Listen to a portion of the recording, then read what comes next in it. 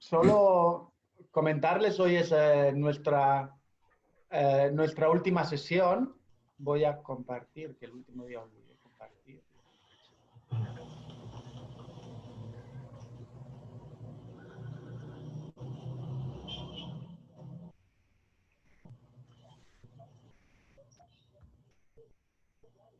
Entonces, como les decía, hoy es la última sesión dentro de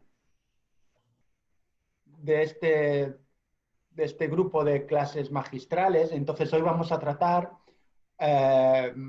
específicamente lo que se llaman planes de contingencia empresarial o planes de continuidad de las operaciones, ¿no? Una serie de estrategias, mecanismos para que las propias pymes o las micropymes también desarrollen unos reflejos que les permitan, ante cualquier crisis, ya sea esta del COVID o otras futuras, desarrollar mecanismos para asegurar que pueden mantenerse a flote, ¿no? Pueden continuar con sus operaciones. Pero lo primero que quería hacer, puesto que yo en las últimas 2 sesiones no pude participar, es que alguien me contase un poco de qué se ha hablado, ¿no? De cuál es el resumen de estas sesiones, qué es lo que les ha parecido más interesante, qué es lo que han tratado más, etcétera, o qué es lo que digamos, qué es lo que se pueden llevar. ¿Algún voluntario que quiera abrir el micrófono y que quiera, aunque haga frío, pero hay que calentarse un poco?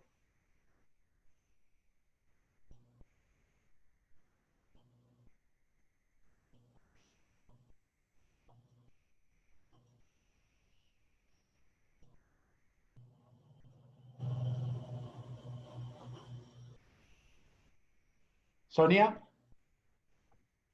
Hola, hola. Ya. voluntaria. No, me ha parecido interesante ver las diferentes medidas que se pueden tomar, escuchar los diferentes criterios. Y sí, también me pareció interesante un poco más la pequeña como introducción que nos hicieron la anterior sobre el tema del crowdfunding, que la verdad yo no la tenía clara, entonces sí fue interesante. Pero por otra vez interesante el tema que puede ser aplicado, pues sí necesitamos una buena normativa, ¿no? Que es algo que sobre todo ahorita en Bolivia sí se nos complica. Pero creo que eso sí es lo más interesante y como les decía, o sea, los datos que nos han proporcionado, que si bien no es que sean, que nos den mucha esperanza, por así decirlo, pero sí te ayuda a tener un mapa más completo y poder tomar medidas a raíz de estos. Muy bien. Gracias. ¿Algún otro comentario? Me gusta mucho el crowdfunding porque efectivamente, sin ser un instrumento para todas las pymes, sí que puede ser, sobre todo en los organismos intermedios, algo que se pueda empezar a promover, ¿no? A aconsejar en determinadas, a lo mejor, sectores un poco más nicho, ¿no? Y es algo que seguramente vamos a ver cómo se va desarrollando, ¿no? En Europa, por ejemplo, estamos ahora mismo en un boom de ciertos sectores que utilizan el crowdfunding para su inversión y estamos viendo, por ejemplo, el sector de la construcción, tu sector, Sonia, se está utilizando la microinversión a través de plataformas de crowdfunding o de propias empresas de crowdfunding de construcción que lanzan su micromecenazgo para la construcción en base a una inversión, ¿no? No es de una donación, no es de los 4 modelos que vieron, no es el modelo de donación, sino el de inversión. Me ayudas a construir, me dejas el dinero y luego ya lo recuperarás con un 10 o un 15% de beneficio, lo cual es tremendamente alto, pero también sabemos que detrás hay un riesgo importante. ¿Algún otro comentario? Veo no sé, a José Villagra por aquí. Lo tengo justo debajo de Sonia. Y buenos días. Bueno, nos pareció bastante interesante. Hemos entrado con un compañero más, sobre todo del área pública, para conocer un poco más, ¿no? de estas formas, sobre todo, y coincido con la parte del financiamiento, nos ha sido de mucha utilidad porque justamente eso nos toca ahora, ¿no? Estamos en el área de turismo. Hemos visto cómo ha sido afectada nuestra industria sin ningún precedente anterior. Ninguna, ninguna ciudad en el mundo seguramente va a poder asesorarnos porque no han vivido nada de eso. Así que, bueno, todas estas charlas nos han sido muy interesantes ahora para lo que nos toca hacia adelante, que es nuestra planificación para la reactivación turística, Mm. sabiendo datos negativos, rojos que tenemos hacia el futuro. Ya más o menos tenemos una idea de que por lo menos dos años va a ser lo fuerte, ¿no? Para que el turismo vuelva a reactivarse y van a quedar todavía unas secuelas, unos años más.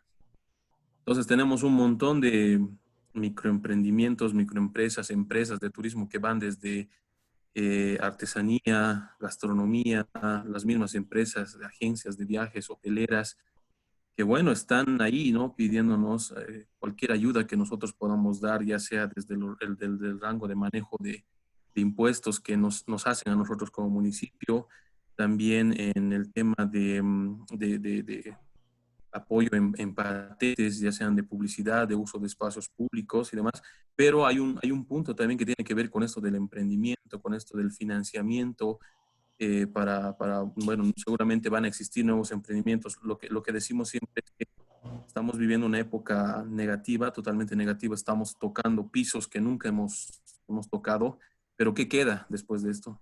Lo que queda es pues la subida, ¿no? La subida y las nuevas oportunidades que van a venir, así que bueno, todo esto nos ha sido bastante útil justamente para ajustar nuestro plan que ya lo estábamos desarrollando y que pues también con la OIT de alguna manera ya hemos empezado también un trabajo conjunto.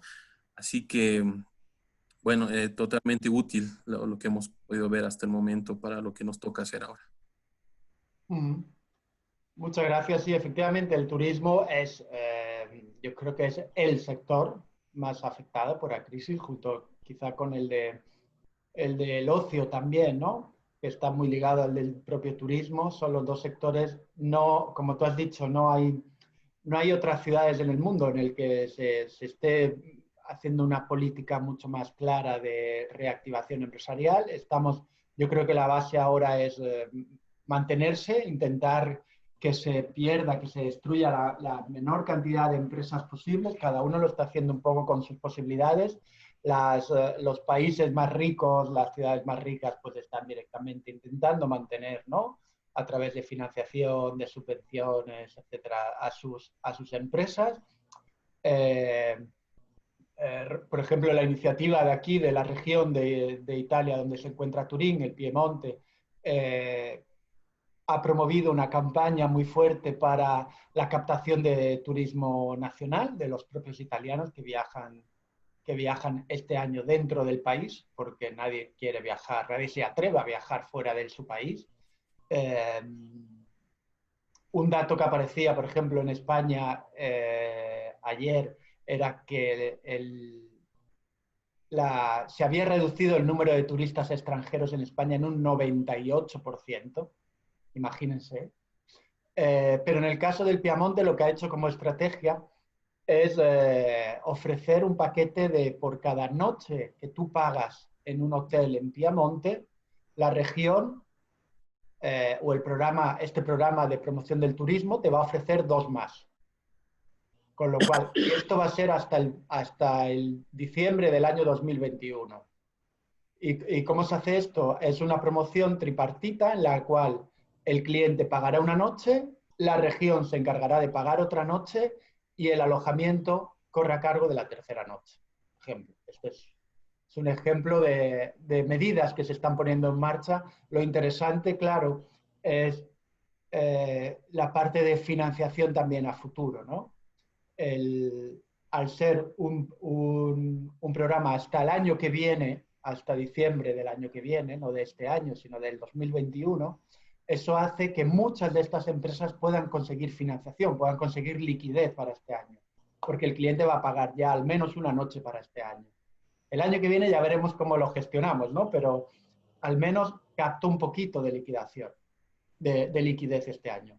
Pero bueno, son medidas que podemos ir analizando.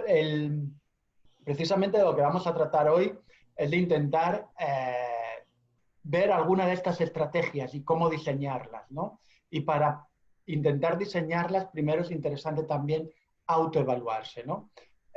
Otra cosa que quería hablar es que tenemos nuestro Jamboard, acuérdense, con nuestras fotos y bueno, pues un poco como un bonito recuerdo. Voy a compartir de nuevo, si llego aquí si llego al chat, comparto aquí de nuevo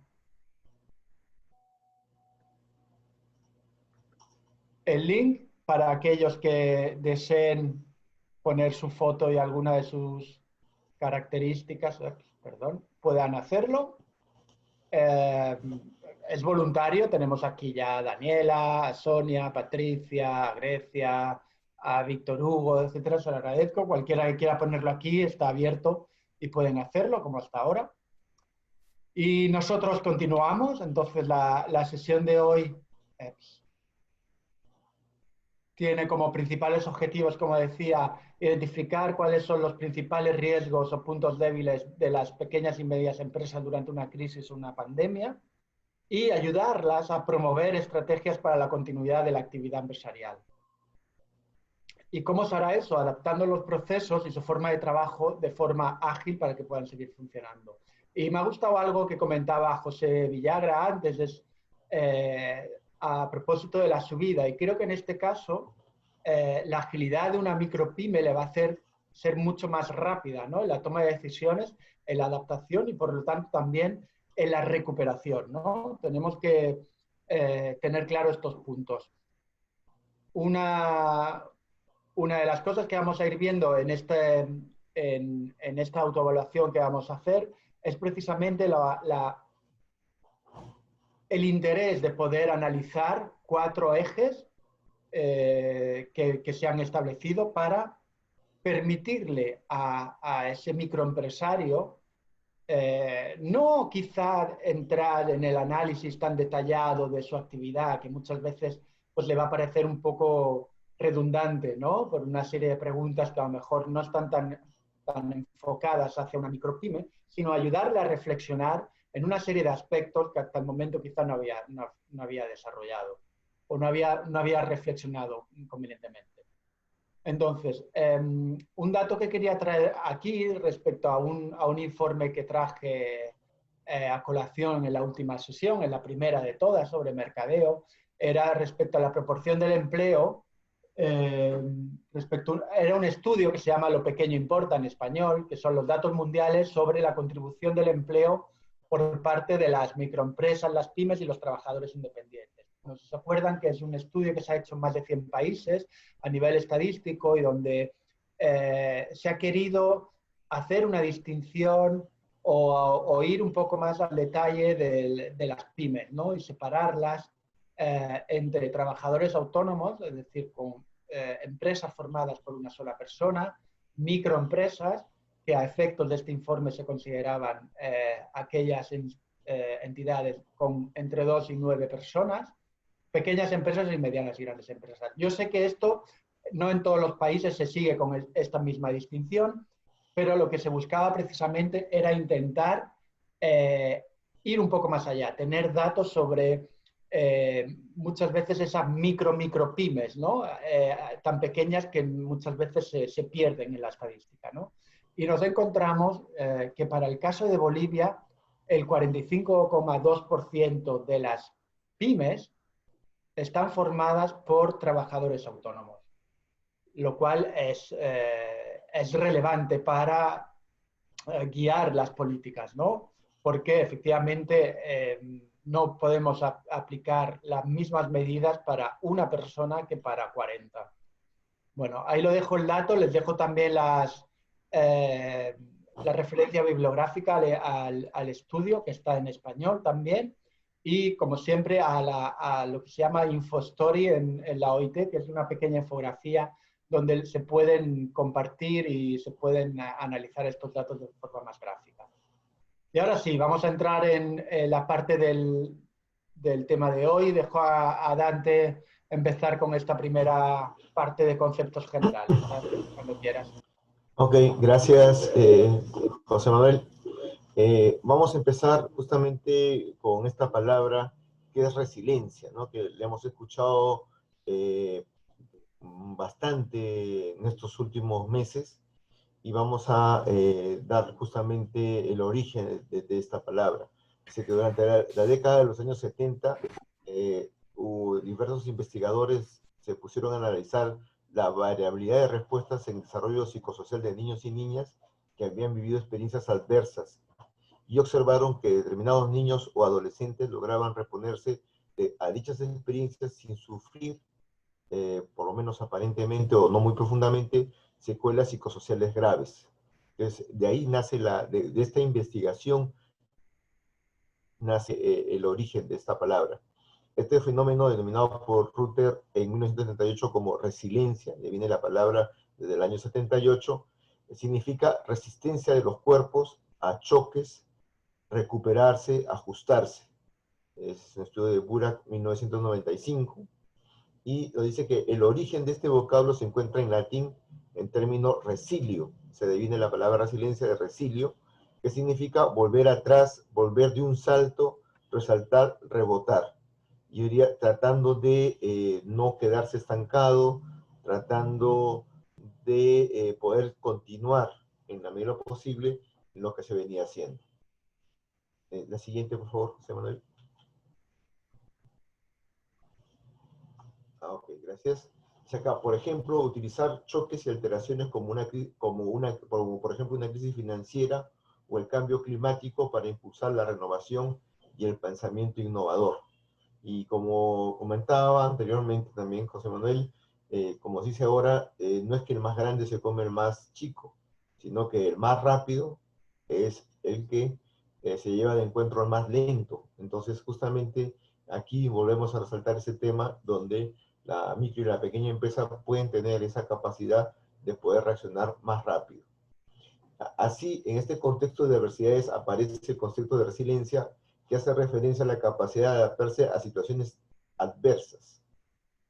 Ser resiliente, ojo, no significa ser inmune, sino de sobreponerse con el tiempo a estas circunstancias. De ahí viene la parte importante, el saber sobreponerse. Entonces, ¿qué es resiliencia empresarial? Ya pasamos al tema que más nos interesa, que está relacionado con la empresa, y se puede referir a la capacidad de proteger la propia estructura organizacional bajo presión. O sea, el poder mantenerse, digamos, vigente, el seguir funcionando. Que ahora eso es un primer paso importante para luego de protegerse y seguir funcionando, poder crecer. Pese a las situaciones difíciles, la empresa tiene la capacidad de enfrentar dificultades de una forma socialmente aceptable. Esto lo dijo Kotlyarenko en 1997. Y por su parte, otro estudioso, Minoli, afirma que las empresas resilientes son aquellas capaces de absorber cambios y rupturas, tanto interna como externamente, sin que por ello se vea afectada su rentabilidad, incluso desarrollan una flexibilidad tal que a través de procesos de rápida adaptación logran obtener beneficios extras derivados de circunstancias adversas o imprevistas. Ahora, lógicamente que esto, digamos, por lo que se ha estado observando, depende mucho de un buen liderazgo y de tener un buen equipo de trabajo, porque las empresas están formadas por las personas, no es que funcionen solas. Entonces, dentro de las personas, justamente, el tener un buen liderazgo y el tener un buen equipo de trabajo nos apoya y nos ayuda mucho para el tema de resiliencia. Continuamos, por favor. Luego, acá vemos por qué es importante y vemos una situación previa y compleja que es la alta informalidad que tenemos en los diferentes países, sobre todo en Latinoamérica. Por ejemplo, vemos el caso de Perú, que está con 95% de informalidad en el sector rural y de un 65% en el sector urbano. En el caso de Bolivia, tenemos un 89% de informalidad en el sector rural y tenemos un 72.8% en el sector urbano. Esto fuente es de OIT 2020, el empleo informal en la economía rural de América Latina. Bueno, entonces aquí nosotros podemos ver, digamos, uno de los puntos en los que tenemos que tomar en cuenta y que me acuerdo que estuvimos conversando un poco las sesiones anteriores, que tenemos pues justamente el sector formal y el sector informal. Y el sector informal son también personas que en gran medida de repente no han podido encajar dentro de la estructura económica que se ha venido desarrollando, pero que tienen que comer, que tienen que sobrevivir y se han visto forzados a encontrar medios que les permitan esto subsistir. Ahora, lógicamente eso también trae ciertas consecuencias cuando se hace la planificación o se trata de tomar decisiones, porque muchas veces no tenemos la data fuerte de ese sector, ¿no?, para la toma de decisiones. La siguiente, por favor. Entonces, ¿por qué es importante la resiliencia? Y acá vamos a empezar con una situación compleja que ya teníamos antes del COVID. Por ejemplo, dice acá en el Perú, con un 45% de empresas no sobreviven en los primeros 5 años. Es mínimamente, porque este dato se está dando con un tema bastante conservador, porque en muchos casos en Perú podemos llegar hasta un 70% de empresas que no sobreviven a los 5 primeros años.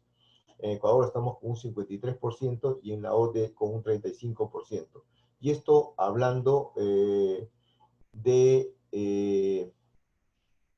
antes del COVID, imagínense. Antes del COVID ya el nivel de emprendimiento, de mortandad era bastante alto en el emprendimiento. ¿Y qué pasa en una crisis económica? Si sigamos, por favor. Con la siguiente, por favor. Gracias. Y en una crisis económica, ¿qué es lo que pasa? La crisis del COVID-19 tendrá un impacto diverso, ya tiene un impacto adverso, diverso en las empresas.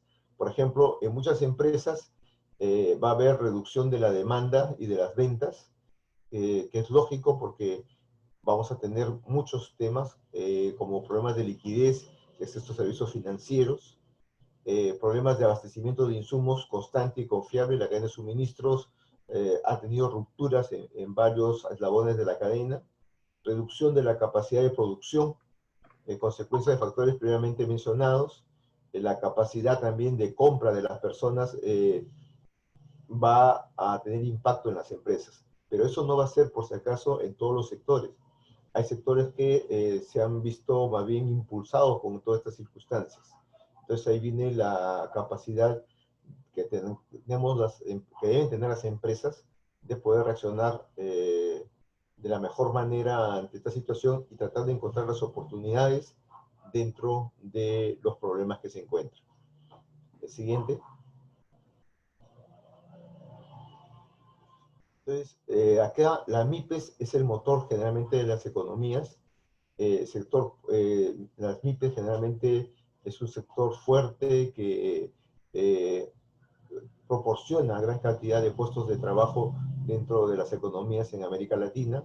El apoyo al sector público es fundamental, pero solo cuando las empresas se recuperan es cuando la comunidad es capaz de recuperarse plenamente. Y cuando hablamos de las empresas, hablamos de las empresas en general, ¿no es cierto? Las empresas, si no, tenemos que ir de la mano la parte de salud con la parte económica. Y la parte económica es justamente impulsada por las empresas. Una vez que las empresas operen de nuevo, los trabajadores podrán volver a sus puestos de trabajo y la economía doméstica se irá normalizando, porque vamos a tener una nueva normalidad. No es que vamos a decir, vamos a regresar a lo que pasó antes del COVID, no va a ser tan fácil. Ya hemos escuchado hace unos minutos lo que pasa en el sector turismo, que es uno de los sectores que le va a costar mucho más poder tener niveles de actividad parecidas a antes del COVID. También se espera que una mayor resiliencia se refleje en una competitividad económica más robusta y dé lugar a inversiones más sólidas. Y como uno de los temas de resiliencia es justamente el tema de innovación y de creatividad que tiene que ser desarrollado por nosotros y por las empresas. Sigamos. El siguiente. Sí. Creo que aquí ya, José Manuel, te doy el pase. Sí, entonces, gracias, Dante. Efectivamente, hablábamos de una de las primeras herramientas que la OIT ha desarrollado y que es un instrumento que ayuda a la empresa a través de una serie de pasos a recuperarse o a prevenir posibles amenazas, ¿no? No sé si pasa también ahí, ¿no? El ejemplo más claro de cuando nos roban en casa o cuando hay algún problema, que entonces ponemos una alarma en casa, ¿no? Primero siempre nos pasa la primera crisis y luego entonces ya una vez que ya nos ha pasado la crisis, ponemos los medios para que quizá la próxima vez el impacto no sea tan fuerte, ¿no? Entonces, por eso este plan puede ser importante en este momento, que ustedes lo compartan con las micropymes, con las pymes con las que ustedes trabajan, para que en el futuro, cuando haya otra crisis, puedan estar un poco más preparados, ¿no? Se acuerden de lo que les pasó, hayan aprendido de esto. Sé que en estos momentos están en plena crisis, están preocupados con cómo pueden hacer para resolver la situación actual, si van a sobrevivir, etc. Pero es importante que comiencen ya a pensar en qué medidas pueden poner en marcha a corto plazo, qué medidas pueden poner ya en marcha a medio plazo para recuperarse, ¿no? El primer paso sería aguantar, ¿no? Sobrevivir, y el segundo, comenzar la recuperación. Entonces, esta serie de metodologías que vamos a compartir ahora, vamos a hablar, creo, de 3 diferentes documentos. Son herramientas muy prácticas. Este plan, como ven aquí en la diapositiva, es un plan con 6 pasos, que lo que les permite es evaluar y desarrollar el sistema que les permita ser un poco más resilientes, esa palabra que se hablaba antes, en torno a 4 ejes, ¿no? Y los ejes son personas, es decir, cómo hacer para asegurarnos que tanto la vida de los trabajadores que trabajan, que colaboran con nosotros, como de sus familiares, no está en riesgo, y no solo por un puro principio de justicia social, pero incluso también evaluando el impacto económico que puede suponer para una empresa que sus trabajadores estén de baja o cuidando de sus familiares que están enfermos. El impacto que puede tener la crisis o cualquier crisis sobre las operaciones y los procesos de nuestra empresa, y por lo tanto también sobre nuestros ingresos y beneficios, y por último, sobre nuestros colaboradores, sobre nuestros proveedores, sobre nuestros distribuidores, sobre el conjunto de operadores que hacen que nuestra empresa funcione. Entonces, esta herramienta es una herramienta práctica que lo que permite es eso, hacer reflexionar al empresario sobre estos aspectos. ¿Y cómo comenzamos? Comenzamos simplemente con una autoevaluación, y es un documento, es un checklist, digamos, una lista de chequeo donde se le hacen preguntas al empresario que le permiten valorar si su empresa está en riesgo o no. Y para ello vamos a contar con el ejemplo real. No sé, espera un momento porque estoy teniendo... No sé si ven el recuadro que tengo yo en esta... No creo que lo vean. Bueno, el caso real de Joyce, y es el caso que hemos incluido también en el curso en el que se basan estas clases magistrales, ¿no? Joyce es una empresaria real de Kenia, de la costa de Kenia, en África, en el que básicamente se dedica a la venta y procesamiento de sardinas, ¿no? Entonces, su empresa, la empresa de Joyce, que podemos decir que es una empresa de éxito, tiene una serie de pedidos constantes, básicamente de tres clientes que representan el 80% de sus ventas. ¿Es gente o son sus clientes, son los que de forma tradicional ha ido teniendo, y por lo tanto no ha tenido necesidad de diversificar su clientela? ¿Qué es lo que ocurre? Estas empresas, debido a esas conexiones con los mercados de exportación, son las que le compran toda la mercancía, pero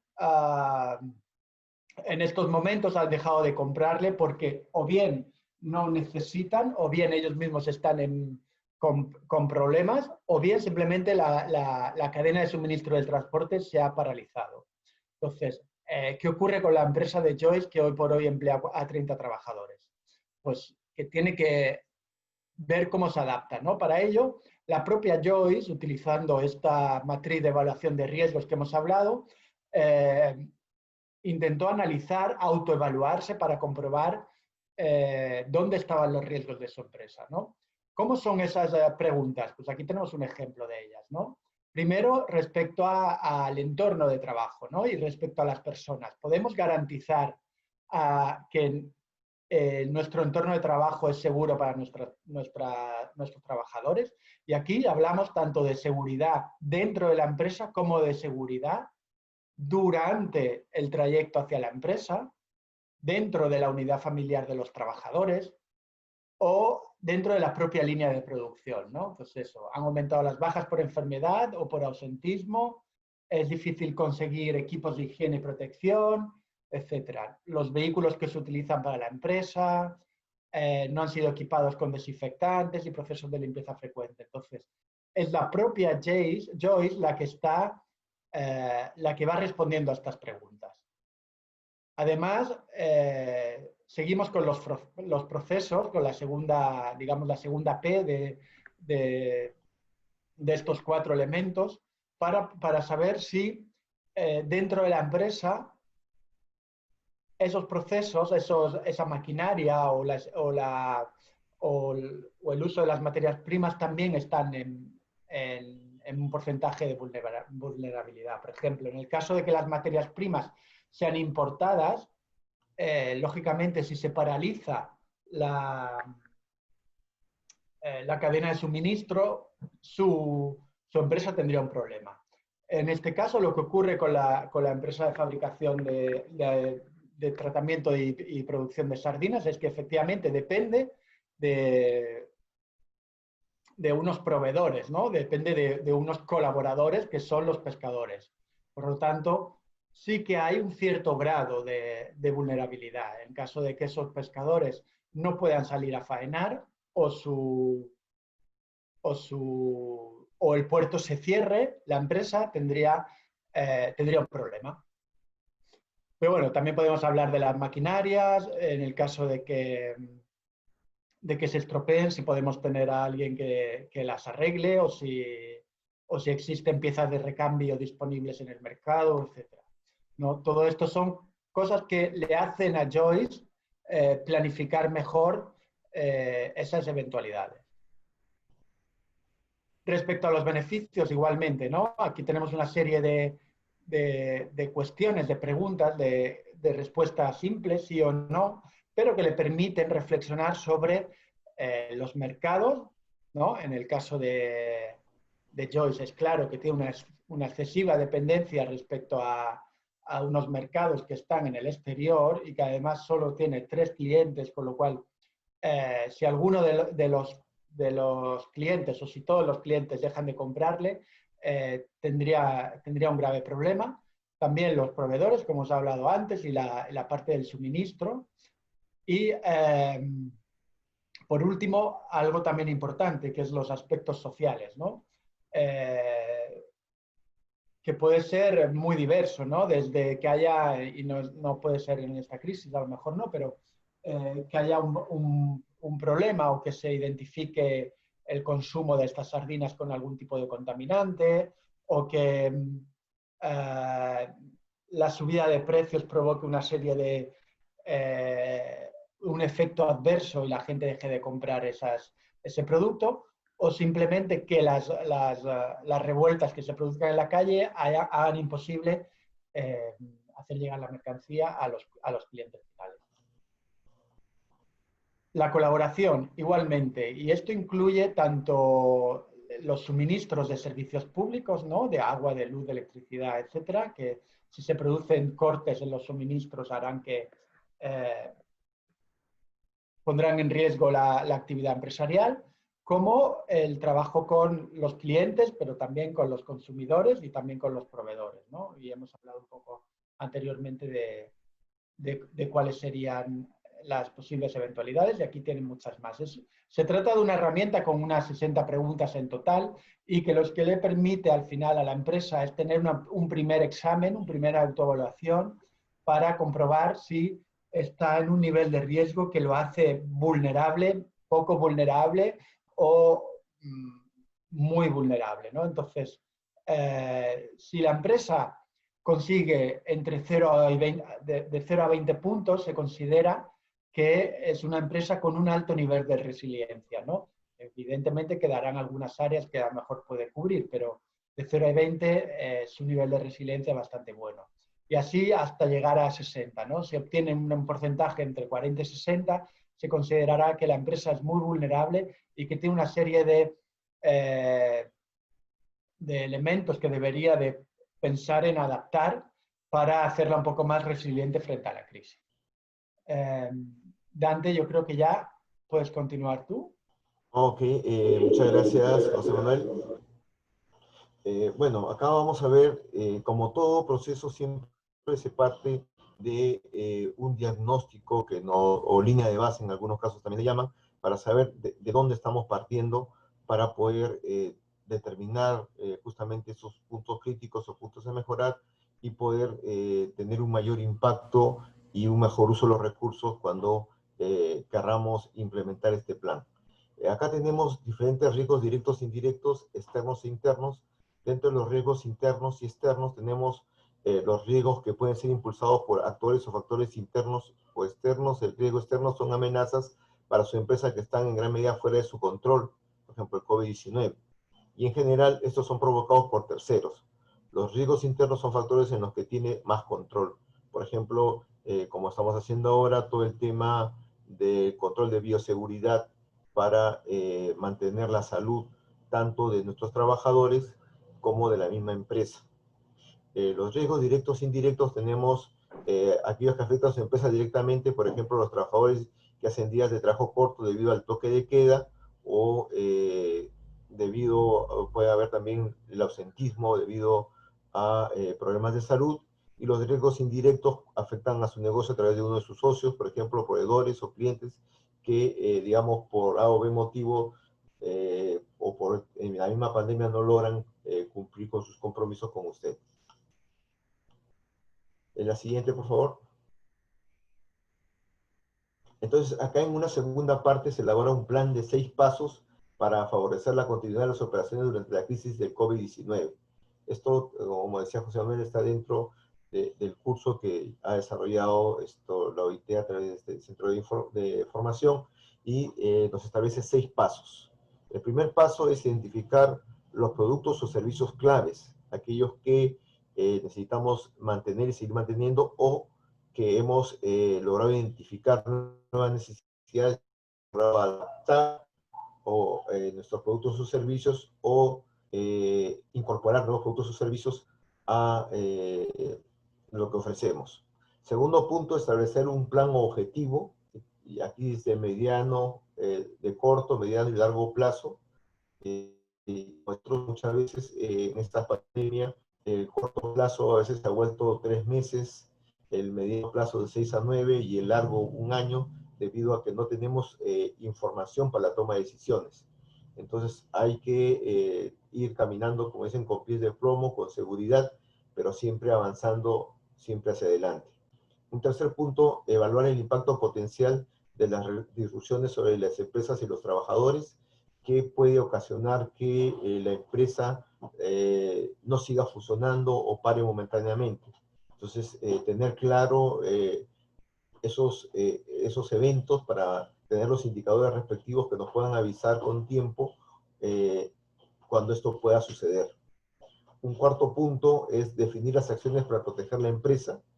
Si pasa esto, ¿qué puedo hacer? ¿O qué puedo hacer para evitar que esto suceda, que esta disrupción suceda? Establecer listas de contactos, siempre esos socios claves, esas relaciones nos apoyan a continuar siempre, a poder resolver dificultades o problemas. Y por último, mantener el plan, siempre estar atento, el plan no es estático, el plan es dinámico, constantemente hay que estar monitoreando, tomando información para poder establecer si el plan se mantiene o tenemos que hacer algunos cambios. La siguiente, por favor. Entonces acá, por ejemplo, en el paso 1, y siguiendo con el ejemplo de Joyce, nos dice identificar primero los productos o servicios esenciales, cuáles son aquellos productos o servicios que sí o sí tienen que mantenerse.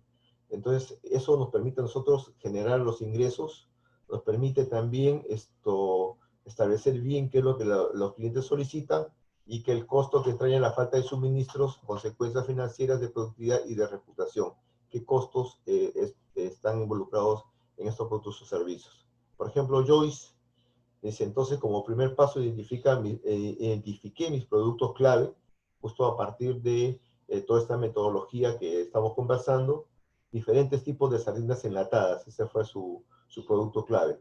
Las ventas de estas sardinas en conserva son el único medio de generar ingresos para la empresa. Mi base de clientes es relativamente pequeña, tengo 3 clientes principales que constituyen el 80% de las ventas. El costo de la no entrega a estos clientes tendría unas consecuencias muy negativas para mi negocio. Entonces, en este momento, lo que Joyce está planteando es una situación actual, real, un diagnóstico. No está estableciendo soluciones, está estableciendo ahorita cómo se encuentra en este momento, la foto de hoy día. Por favor, continuamos. El paso 2, y allí es donde le voy a pedir ya el apoyo de José Manuel, es establecer los objetivos. Y aquí vienen unas preguntas. José Manuel, te doy pase para esta parte del Kahoot. Sí, entonces les voy a pedir que entren en kahoot.it.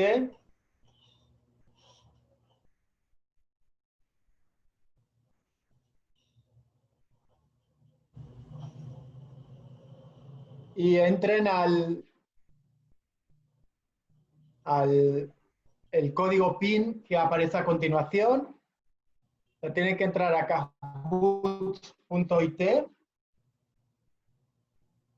Todo el mundo sabe hacerlo, ¿verdad? Creo que ya lo han utilizado en otro anteriormente.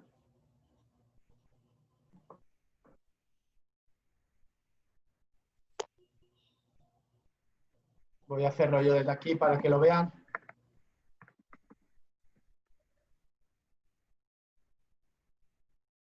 Entran a Kahoot, escriben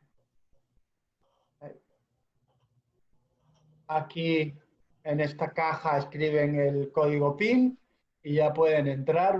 Una vez que entran, les pedirá su nickname, su apodo, y ya entran y ya como verán, si vuelvo a la pantalla principal, aquí tenemos ya a algunos participantes: Marcel, Sonia, José V, Javier Sandoval, Dante mismo. Voy a dejar un poco más de tiempo a otros para que vayan incorporándose. Gary, muy bien, gracias. Ánimo.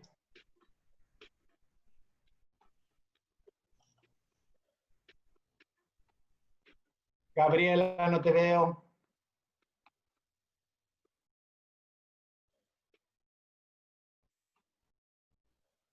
Grecia. Muy bien.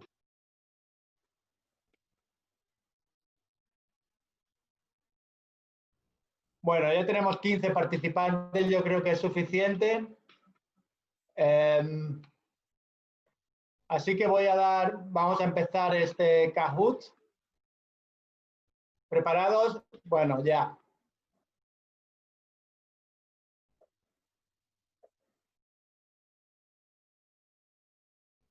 ¿Qué quiere lograr con su plan de continuidad de las operaciones? Desarrollar un plan elegante que impresione a los oficiales del banco, desarrollar procesos que protejan su negocio, desarrollar una estrategia de marketing que le ayude a superar esta crisis o aprovechar la crisis para ganar cuota de mercado. Den en el color en el que crean que la respuesta es la correcta: el rojo, el amarillo, el verde o el azul, por favor. Veo solo, ¿vale? 10 preguntas, 10 personas contestadas.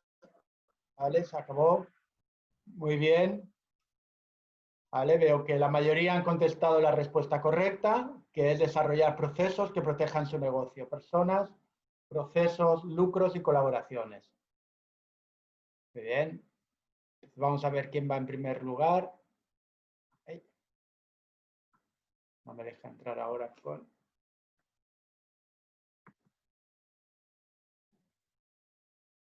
Marcel.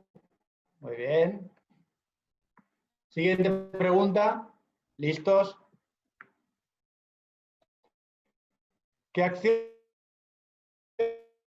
le recomendaría a Joyce para proteger su actividad? Rojo, establecer un punto de la fábrica. Amarillo, solicitar un préstamo para pagar y tributos. Comenzar a vender sardinas frescas. Verde, colaborar con otras pymes para compartir.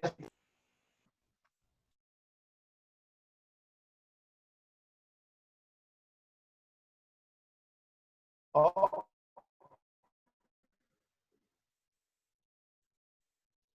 parece que hubo algún problema. Solo hubo 2 personas que respondieron.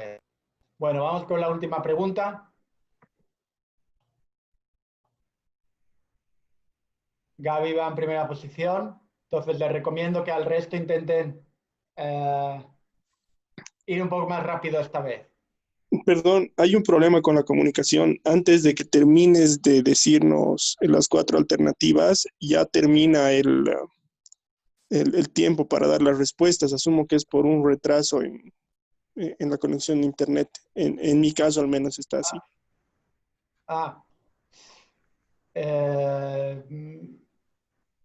Sí, Debe no ser, porque aparecen las sí, a mí preguntas, también me ha solo extrañado que hubiera tan pocas personas, y ¿no?, colores. contestando.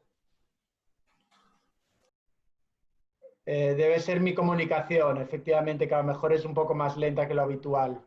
De todas formas, no sé si acceden a las preguntas desde su teléfono o solo ven los colores. Solo veo colores en mi caso, estoy desde la computadora. Vale, pues lo que vamos a No, yo hacer también es... solo veo los colores, las respuestas salen en la pantalla que tú compartes. Vale, pues siempre es importante tener un plan B. Entonces las preguntas las tengo aquí, así que les voy a hacer... les digo un poco cuál es la tercera pregunta y así les doy tiempo a pensarla. Es ¿con qué frecuencia debería Joyce analizar y en su caso actualizar el plan? La primera pregunta sería, no es necesario actualizarlo, ya está completo. La segunda respuesta posible sería cada semana. La tercera sería cada mes. Y la cuarta cuando se lo diga a su asesor. Creo que era así, espero no haberlo cambiado mientras lo pasé del PowerPoint al Kahoot. Pero sí, la pregunta era esta. Entonces, si les dejo un tiempito mientras voy viendo a ver si podemos resolver estos problemas de... Vale, entonces, ven mi pantalla de nuevo, ¿verdad? Sí se ve. Vale, pues voy a darle al botón de siguiente.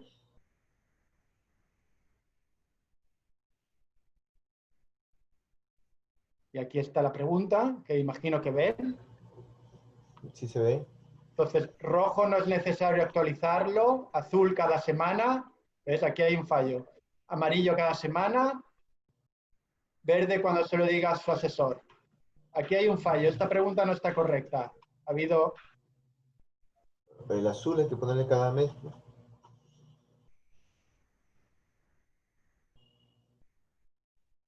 Sí, porque falta la respuesta cada mes. No, la pregunta está equivocada. No, aquí no ha ganado nadie esta respuesta, porque no, ninguna de las respuestas es correcta.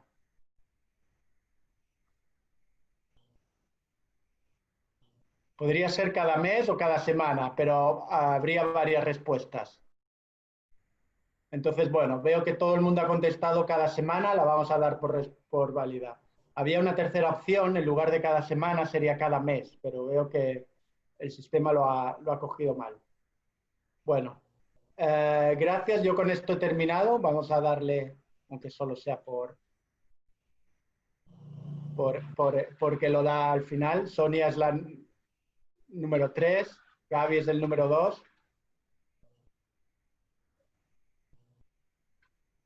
Marcel sería el número 1. Enhorabuena, Marcel.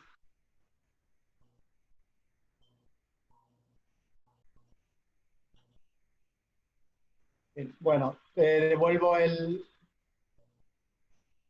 la pantalla.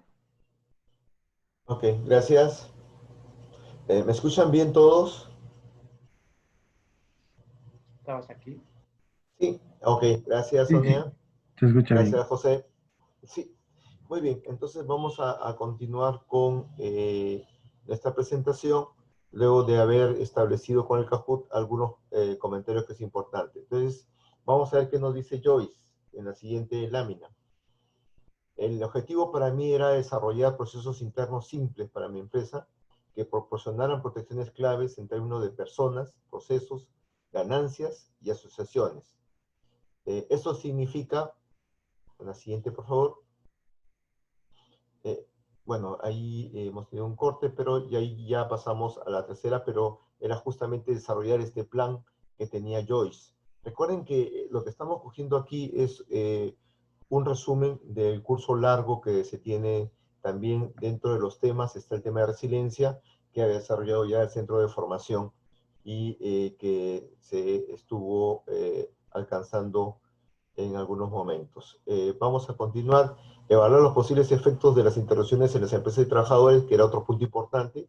Dice, ¿a partir de qué momento dejarán de ser tolerables las interrupciones del ritmo de negocios?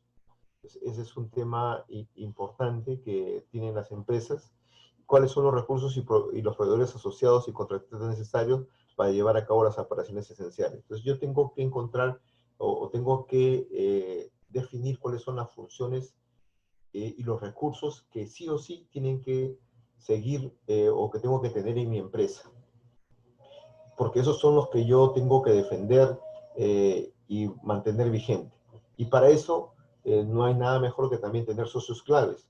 ¿Quiénes son esos proveedores, esos contratistas con los que no me deben fallar y que deben asegurarme mi cadena de suministros? Porque de lo contrario, yo comenzaría a sufrir interrupciones en mi desarrollo de labores y no podría ofrecer los productos o servicios según lo que los clientes me están demandando. Siguiente, por favor.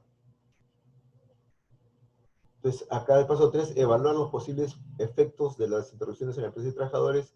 ¿Y qué nos dice Joyce? Luego de haber analizado esto, dice, examiné qué operaciones eran necesarias para producir y entregar sus productos y cuánto tiempo de inactividad podía aguantar. Es decir, cuánto tiempo se podían interrumpir las operaciones esenciales antes de que peligrase claramente la viabilidad del negocio. Determiné aquellas operaciones que eran necesarias para producir y entregar mis productos y qué riesgos conllevan. Pues eso tenemos que tenerlo claro para poder, en caso que lleguemos a los indicadores límite que hemos colocado, poder encender las alarmas y poder establecer nuestros planes de acción y nuestros planes de seguridad o, como nosotros decimos, los planes B cuando las cosas no están funcionando. Siguiente, por favor. Acá dice, en el caso de mi negocio, constaté que 5 partes interesadas eran fundamentales.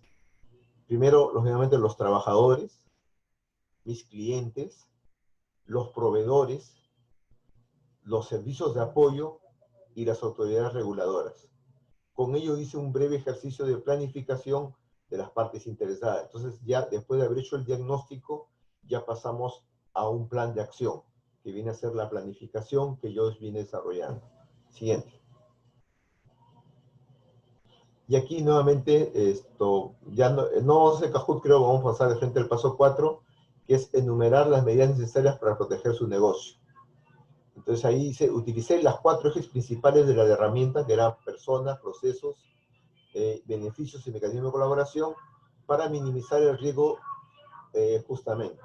Y los 4 ejes principales en personas vi la vida de los trabajadores y sus familiares como fundamentales. Entonces, a partir de que ya estableció el objetivo, luego tiene que establecer los planes de acción que apoyen ese objetivo. En este caso son la vida de los trabajadores y sus familiares. Las operaciones de la empresa, donde ella determinó ya cuáles eran esas operaciones fundamentales, de hecho, la generación de ingresos, mantener los ingresos porque sin ingresos no sobrevivimos como empresa y también como personas. Y mecanismo de colaboración, el entorno propicio para realizar las operaciones de la empresa. Ya vienen los socios claves que son importantísimos en esta etapa. La asociatividad en estos momentos cobra, yo diría, una ventaja competitiva en estos momentos de pandemia. Sigamos. Entonces acá dice Joy, dice, sobre la base de mi análisis tomé las siguientes decisiones. Entonces primero hizo su diagnóstico con la ayuda de este checklist que se maneja y dijo, a nivel de personas, delimité un espacio de contacto único en la empresa que instalé allí un puesto de desinfección para que ellas y sus trabajadoras estuvieran menos expuestos. Además de medidas de seguridad y desinfección, examiné las medidas ordinarias de trabajo y adoptó los criterios de distanciamiento social. Constaté que era necesario cambiar el funcionamiento de los turnos y abordó este tema con sus trabajadores. Recuerden que ahora ya no podemos trabajar la misma cantidad de personas al mismo tiempo que antes. Entonces, todas esas medidas Joyce comenzó a tomar y me preparé para que aumentase el absentismo. Entonces, en base al diagnóstico que hizo, ya está tomando decisiones. En procesos, mientras me hago cargo de la iniciativa general, pedí voluntarios entre los trabajadores para realizar las siguientes tareas. Comprobar a diario que los puntos de desinfección estuviesen bien abastecidos, establecer el puesto de control de la temperatura corporal en la entrada, consultar a diario los proveedores y clientes para evaluar su situación y los cambios que hubiesen producido. Pues aquí estamos estableciendo los puntos críticos para mantener el funcionamiento de la empresa. Entonces ahí es donde incide en el control. Analicé con todos mis clientes y proveedores sus sistemas de seguridad y comprobé que estuviesen cumpliendo con todas las normas. Eso es importante, ¿por qué? Porque no solamente debo constatar que yo estoy funcionando, sino que mi cadena de suministros y mis clientes también lo hagan. Entonces ahí es también una estrategia, como digo, estamos trabajando toda la cadena productiva en este caso. Todavía pagaba a algunos proveedores, los pescadores, por ejemplo, en efectivo. Aproveché esta oportunidad para cambiar todos los pagos en curso o entrantes en forma electrónica. Hice copias de seguridad de todos mis datos de forma frecuente o automática y los guardo en su domicilio porque si tuviese que confinarse. O sea, como medida de seguridad, si hubiera confinamiento nuevamente, tratar de, en la medida de lo posible, que las actividades que ella determinó como esenciales se puedan mantener o estar en funcionamiento. Sigamos. Luego, en la parte de beneficios, que son ya los ingresos, más que los ingresos, constaté que la demanda de productos en conserva estaba aumentando. Con la pandemia hay más consumo de este producto. Eso quería decir que podía aumentar las ventas. Negocié un acuerdo con un hotel local de 5 estrellas y le alquilé un espacio para almacenamiento. Bueno, ahí sí es posible porque ya saben que los hoteles han bajado sus ingresos, entonces ella logró hacer este negocio en frío de sus existencias más importantes y espacio seguro adicional para los productos finales.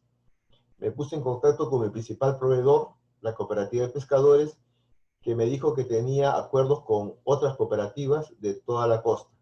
En el caso de que se produjese una perturbación grave en la región donde ella, que es de Mombasa, existían fuentes alternativas de abastecimiento y se habían establecido acuerdos en este sentido. Entonces ella ya había establecido, digamos, esos puntos donde no se debe romper, digamos, esa cadena de suministros y ya tenía su plan B en caso que algo sucediera. Calculé mis costos de explotación diarios, nóminas, alquiler, suministro, etcétera, e hice simulaciones basadas en las necesidades financieras por si se produjeran importantes perturbaciones. Como decía, hay que mantener, en algún momento le decía, el capital de trabajo para que la empresa siga funcionando y tratar de defender ese capital de trabajo lo mejor posible. Mantuve conversaciones constantes con el banco que le había dado el crédito. El banco conocía mi plan de continuidad en las operaciones y por lo tanto se mostró más flexible con los requisitos de los préstamos en caso que fueran necesarios. Entonces ella ya había armado su esquema, digamos, de necesidades y ya estaba estableciendo su plan de acción. Siguiente, mecanismos de colaboración. Bueno, ya hemos hecho esta parte. Acá está, ya. Me puse en contacto con mis 3 principales clientes los exportadores, y les sugerí que pidieran a la Federación de Empleadores de Kenia y a otras entidades empresariales que mantuvieran conversaciones con el gobierno para tener información clara sobre las instalaciones portuarias podían permanecer abiertas. O sea, tener información en primer momento. Recuerden que si están exportando y de un momento a otro no hay funcionamiento en los puertos o cierran los puertos por 3 días, una semana, eso es drástico en el tema de las exportaciones, porque los productos ya pueden llegar desfasados, entonces ya no los van a aceptar. Llegué a un acuerdo, o inclusive se pueden malograr en el caso que, digamos, sean perecibles. Llegué a un acuerdo con otros 4 propietarios de pymes para compartir medidas y prácticas de seguridad de cada uno de sus empresas. Acordamos un conjunto de procedimientos comunes para velar por la seguridad de nuestros trabajadores. Eso le proporcionaba 2 cosas interesantes: mayor información y poder repartir los costos.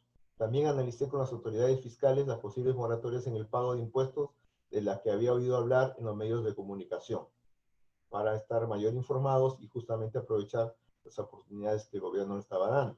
Siguiente. La siguiente, ahí está. Paso 5, ya viene establecer la lista de contactos, que era justamente ver esos socios claves que debo tener. La mayor parte de su actividad será virtual, llamadas por WhatsApp, reuniones en Zoom, que es lo que estamos haciendo mayormente nosotros, y que, bueno, tiene sus ventajas y desventajas, pero ahora estamos sacando las más ventajas. Sobre todo, ya hay unas comunicaciones que antes no podíamos hacer, inclusive a nivel internacional, lo podemos hacer con el Zoom y con el WhatsApp, sin costo adicional. Asegúrese de tener listas exactas y actualizadas de todos sus contactos importantes para el buen funcionamiento de la empresa. Siguiente.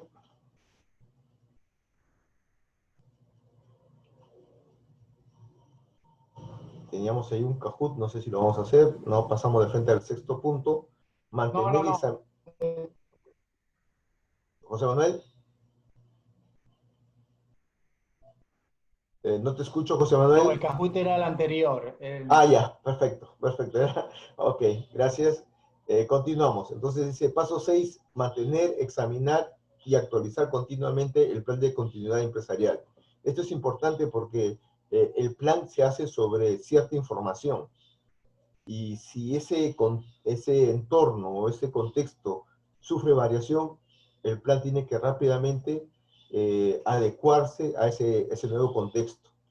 Y si ese nuevo contexto es completamente diferente, habrá que hacer un nuevo plan. Entonces, por eso es importante estar informado constantemente. ¿A partir de qué momento dejarán de ser tolerables las interrupciones del ritmo de negocios? ¿Cuáles son los recursos y los proveedores asociados y contratistas necesarios para llevar a cabo las operaciones esenciales? Continuamos.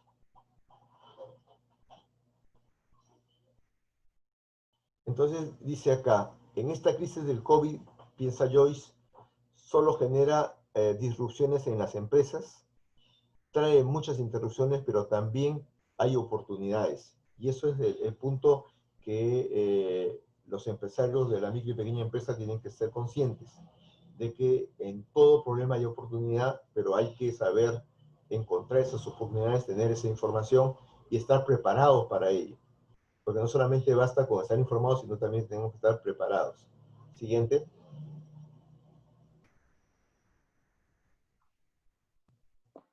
Muy bien. ¿Qué otras herramientas tenemos para apoyar a las pymes? Digamos, aquí OIT ha desarrollado varias herramientas. Acá tenemos una, dice cómo gestionar el lugar de trabajo durante la crisis del COVID-19, una guía para empleadores. Entonces, ahí dice, los empleadores deberían designar una persona o un equipo que asuma la iniciativa de comunicación sobre el COVID. Siempre esto es importante. Tiene que haber una persona encargada de todos estos temas dentro de la empresa. No puede ser el empresario, porque el empresario está en miles de cosas al mismo tiempo. Tiene que designar a una persona que haga esta función. Actualizar la información más reciente de las autoridades nacionales y locales. Facilitar periódicamente información actualizada y fiable a los trabajadores. Los trabajadores también están temerosos, tienen dudas, no hay nada como tenerlos informados y más seguros. Aclarar y comunicar los procedimientos y políticas de la empresa, incluso para las modalidades de trabajo flexible, el teletrabajo, la falta de asistencia, la baja por enfermedad, las vacaciones anuales, el despido, etc. Siempre todos bien informados. Debemos ser un equipo sólido para poder primero ser resilientes ante esta situación y luego poder ser flexibles y aprovechar las oportunidades para mantener a la empresa a flote. Siguiente. Ok, acá tenemos otra herramienta también, aplicación de la jerarquía de los controles. Esta parte es importante dentro de los que, bueno, manejan el tema de seguridad, saben que hay una jerarquía para el control también de los riesgos y peligros que hay en la empresa. Y eso también funciona con el COVID, esta jerarquía. Primero la eliminación, dado que todavía no es posible eliminar el riesgo laboral, se reabre el lugar de trabajo, se requiere una combinación de otras medidas de prevención para proteger a los trabajadores de la exposición al coronavirus. No es posible eliminarlo el coronavirus ahorita, así de golpe. Sustitución del peligro con algo menos peligroso no es aplicable. Sin embargo, tal vez sea posible reducir la velocidad de transmisión sustituyendo los antiguos procesos de trabajo por otros nuevos, como el mayor recurso de trabajo a distancia y las reuniones virtuales, así como otros controles organizativos como el distanciamiento físico que describen a continuación. Sigamos. Otros puntos, después de estos dos, sigue controles técnicos. No todos los lugares de trabajo pueden sustituir los procesos de trabajo, haciendo que los empleados trabajen a distancia. O sea, algunos tienen que estar de todas maneras físicamente presentes. Entonces ahí se sugiere aplicar los controles técnicos. En los lugares de trabajo en que puedan aplicarse los controles de este tipo reducen las exposiciones a los peligros sin depender del comportamiento de los trabajadores y pueden ser la solución más rentable de aplicar. Estos controles incluyen mejorar la ventilación, por ejemplo, aumentando las tasas de ventilación en el entorno laboral, instalando filtros de aire de alta eficiencia cuando sea necesario, instalando sistemas de ventilación especializados a presión en algunos entornos, como por ejemplo salas de aislamiento de infecciones transmitidas por el aire en centros de atención sanitaria y las salas de autopsia en los depósitos de cadáveres. Instalar barreras físicas, como por ejemplo los protectores de plástico transparente contra estornudos, o instalar una ventanilla de servicio al cliente. Estamos tomando algunas medidas ya para el COVID. Siguiente, por favor. Luego de estos controles técnicos, vienen también los controles administrativos y organizativos. Por ejemplo, las políticas o procedimientos de trabajo con el fin de reducir o minimizar la exposición a un peligro en el contexto de los planes de regreso al trabajo durante la crisis del COVID. Estos controles incluyen, por ejemplo, introducción de turnos adicionales. ¿Por qué? Porque no vamos a tener la misma cantidad de trabajadores por turno. Entonces va a ser necesario posiblemente turnos adicionales o la presencia de trabajadores en días alternos para reducir el número total de trabajadores en el establecimiento en un momento dado y el establecimiento de políticas sobre la seguridad de la salud y medidas de respuesta para los trabajadores enfermos y potencialmente infectados. Esto sí o sí se va a dar en algún momento y tenemos que tener listas ya esas medidas. El distanciamiento físico debe aplicarse con mayor medida posible. Se sugiere un distanciamiento de 2 metros entre trabajadores es lo más adecuado, a menos que las orientaciones nacionales o los resultados de evaluación de los riesgos determinen otro distanciamiento más apropiado. Según corresponda, todos los empleadores deberían aplicar buenas prácticas de higiene y control de infecciones, tanto en el de los trabajadores como en el lugar de trabajo. Estas son medidas que todas las empresas, todas, desde la más chiquita hasta la más grande, deberían aplicar. Tenemos también otra herramienta como que maneja también la OIT, por ejemplo, esta que dice, frente a la pandemia, garantizar la seguridad y salud en el trabajo. Ese es un pequeño manual que se tiene. Al final vamos a dar un link a los diferentes manuales para que ustedes lo puedan ver, pero la OIT en este tema de salud y seguridad ha desarrollado bastante información que los puede ayudar justamente en los temas de salud y seguridad. El siguiente. Acá tenemos una herramienta interesante que son los 10 pasos para un retorno al trabajo seguro y saludable. Estos 10 pasos fueron desarrollados por la OIT en Colombia. Entonces es bastante cercano a nuestro entorno de Latinoamérica, ¿no es cierto? Establecer un equipo bipartito para organizar el retorno al trabajo, decide a quién regrese el trabajo y cómo, adoptar medidas de ingeniería y organización, adoptar medidas de limpieza y desinfección de locales, promover medidas de higiene personal, promover equipos de protección personal y velar por su uso efectivo y que estén en buen estado, vigilar la salud de las personas, de los trabajadores, considerar los factores de riesgo psicosocial y otros riesgos. El tema psicológico también es fuerte, el confinamiento, el estrés es fuerte. Revisar y actualizar los planes de emergencia y evacuación y mostrar y actualizar las medidas de prevención y control. Muy bien. Hay una imagen de José Manuel tuya que está apareciendo en la pantalla. Sí, perdón. Ya está. Luego tenemos una lista de comprobación de las medidas de COVID en el trabajo, también hecha por la OIT, que también les puede ayudar a ustedes en caso que quieran tener un checklist o lista de control rápida. Siguiente. Sí, yo quizá al hilo de todas estas herramientas, pues realzar lo que acabas de comentar tú, ¿no? Que hay muchísima literatura que la OIT ha ido generando, literatura práctica, ¿no? Guías, etcétera, que pues de pronto a gente que trabaja en agencias intermedias, en organismos intermedios, le puede resultar muy útil.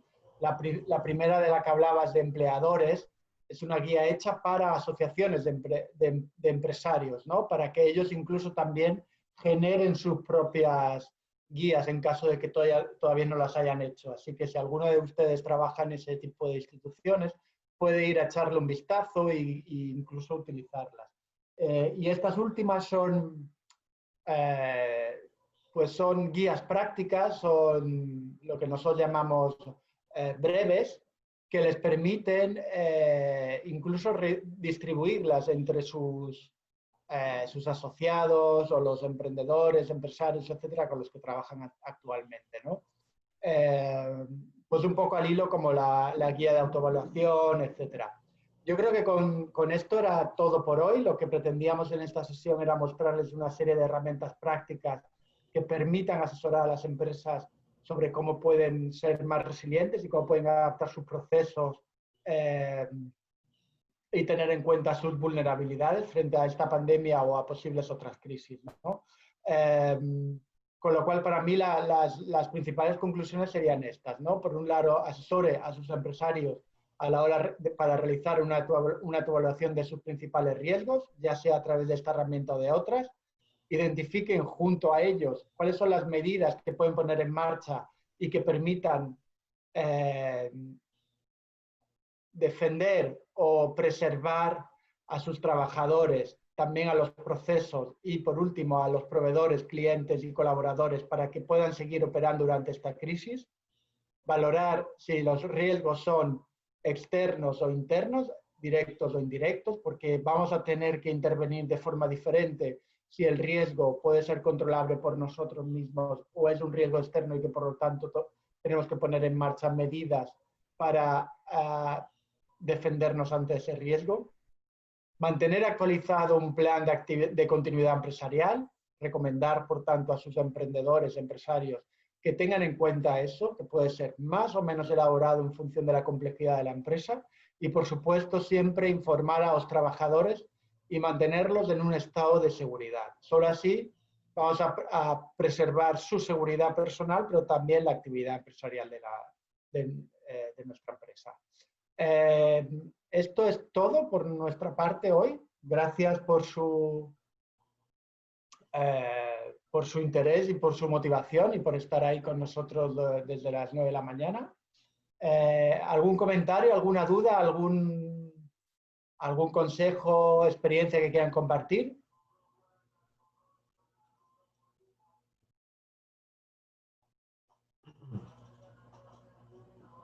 O como dicen, adelante Daniela, adelante. Daniela, adelante. Creo que ya, ok.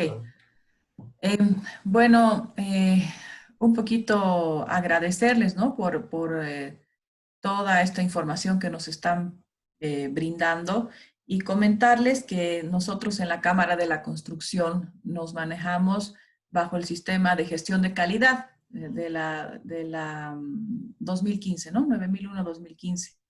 Y un poquito ahí también vemos el tema de los riesgos, ¿no? Tenemos una matriz de riesgos Y me han hecho recuerdo de que realmente la tengo que actualizar ahora que estamos con este tema de la pandemia, porque, bueno, ya estas cosas están variando, ¿no? No solo a nivel de la Cámara, sino a nivel mundial. Y aprecio mucho los ejemplos que nos están dando porque, bueno, te ayudan a abrir un poquito más la mente y ver cómo podemos mejorar dentro de nuestras actividades y nosotros como Cámara tal vez asesorar un poco más a nuestras empresas constructoras. Gracias. Gracias, Daniela. Gracias. No sé si hay algún otro comentario que quisieran hacer al respecto. Ya sea pregunta, consulta, comentario o alguna experiencia al respecto sobre estos temas. ¿Qué tan aplicable lo están viendo ustedes para su realidad?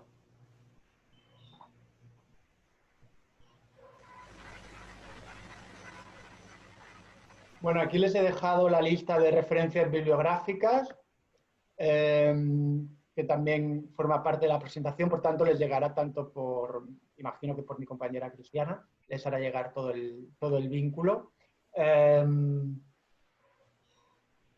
Y nada, si no hay ningún otro comentario, por nuestra parte un gusto, estamos a su disposición aquí en Turín o Dante un poco más cerca en Perú.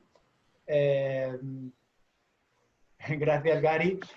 Comentarles que también tenemos, por supuesto, a nuestras colegas de Bolivia, Grecia, Carla y nuestra reciente y última incorporación, Channy Lanfranchi, que se acaba de incorporar también al equipo de Bolivia y que, bueno, pues que imagino que estarán en contacto con ustedes por uno u otros motivos y a través de la oficina de la OIT de proyectos en Bolivia y la representación subregional en Lima y la propia representación regional. Así que un gusto por nuestra parte y nada, estaremos encantados de seguir apoyándoles y mucha suerte y mucho ánimo con lo que les queda de pandemia. Esperamos que